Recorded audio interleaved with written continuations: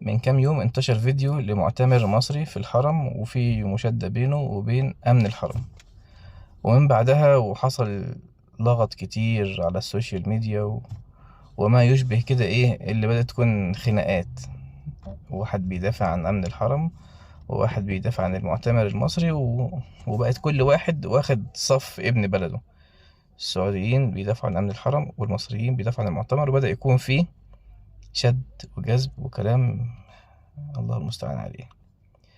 طيب خلينا بس نطلع بره الموقف ده وناخد الموضوع من الصورة الواسعة. العلاقة بين الشعبين في مصر والسعودية، في حوالي 3 مليون مصري مقيم في السعودية تقريبا، وفي حوالي مليون مصري بيجوا السعودية بتأشيرات عمرة وحج كل سنة. الناحية التانية انت عندك في حوالي 600 ألف سعودي مقيم في مصر، وفي عندك ما يقارب 2 مليون سعودي بيروحوا مصر زيارة على مدار السنة. تمام.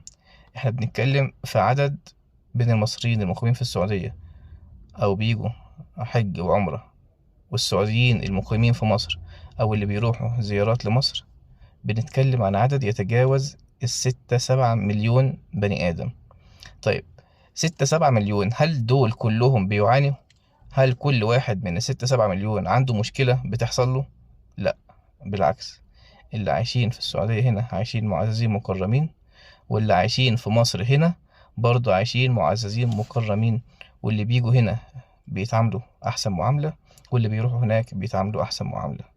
ومفيش حد بيحصل معاه مشكلة إلا إذا حصل تجاوز أو حصل عدم امتثال للقوانين. اسأل أي مصري راح السعودية ومقيم فيها، هل الأمن السعودي بيتعرض لك؟ لأ. هل بيعاملك بقلة احترام؟ لأ. هل بتحصل لك أي مشكلة وأنت ماشي في الشارع لمجرد إنك مصري؟ لأ.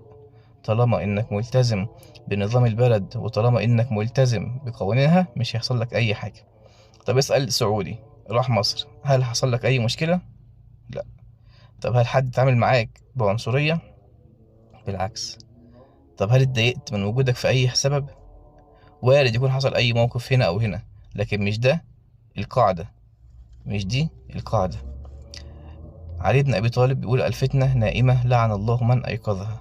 في ناس من مصلحتها إن يحصل المشاكل دي، في ناس من مصلحتها إن تحصل الفتنة دي.